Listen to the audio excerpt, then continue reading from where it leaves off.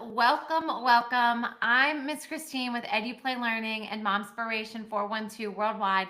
And today I'm going to read to you the sweet story of hot chocolate by Stephen Krensky. Krensky. All right. So, what we're going to do is we are going to dive into her story. We're going to read one chapter at a time, okay? And then you can come back and you can listen to the next chapter because this one's a little bit more intense. I don't want to say intense, but a little bit more in depth. Let's see. And they have different chapters, and we're going to dive into it a little bit more. So, this book goes right along with our hot chocolate collection. So, what I do is I come up with different collections for each week of the month. And the last week of January just happens to be Hot Chocolate Week because Hot Chocolate Day is January 31st. So, we are reading this fun little story time to go with our hot chocolate collection. All right.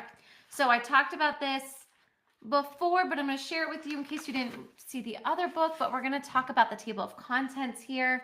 And this, you can see here how it has 4 different chapters and a little bonus.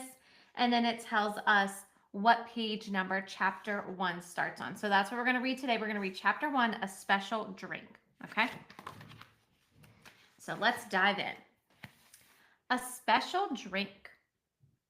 On a cold winter morning, a cup of hot chocolate hits the spot.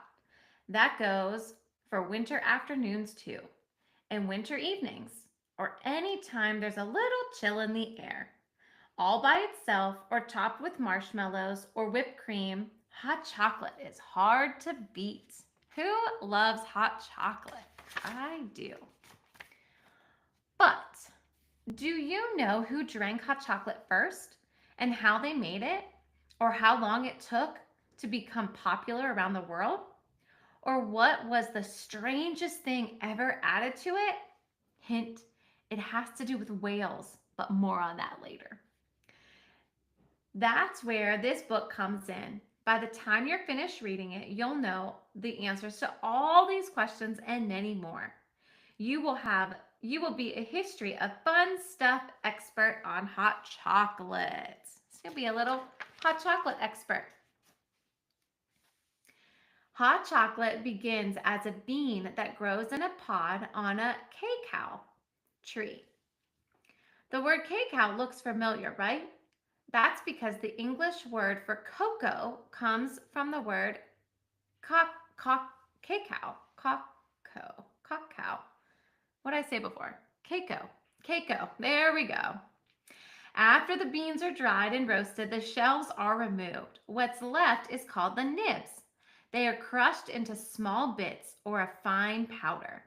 So far, that sounds simple enough. But how long do you think this has been going on? So here we see. So we have the pods that grow on the tree, and then there's the nibs, the little pieces, and then it goes into a powder. Records show that the Olmec people of Central America were growing cacao beans for at least 3,500 years ago, or 3,500 years ago. 2,700 years before coffee. The cacao beans, especially popular once somebody decided and convinced other people that they had magical properties when ground up and mixed with water and different ingredients like chilies, corn, or honey, to name a few. They used this drink as a medicine as well as something to have on special occasions. So there they are, grinding it up so then that way they can have it. And let's see if they say it in here. Because if you see here, they have chili peppers there. And do you think that they had a way to warm it up? No. So actually, they like theirs a little bit spicy and cold because there was no way to warm it up. And they look like they live in a hot part of the country or of the world as well, right? In South America. As time went on, knowledge of the drink was passed from the Olmecs to the Mayans and then to the Aztecs. The cacao beans were even used as a kind of money. With only one bean, you could get yourself a tamale. But if you were planning a big dinner with friends or family, you could trade 100 beans for a turkey. Of course, you would need more beans than that if you planned on serving hot chocolate during the meal. So they started using that as a type of currency where they would trade the keiko beans for meat or what did they say, tamale or turkey, right? So different food. And they were doing some trading. All right, so that is all for chapter 1. Tomorrow we will come back and we will read chapter 2. All right, stay tuned.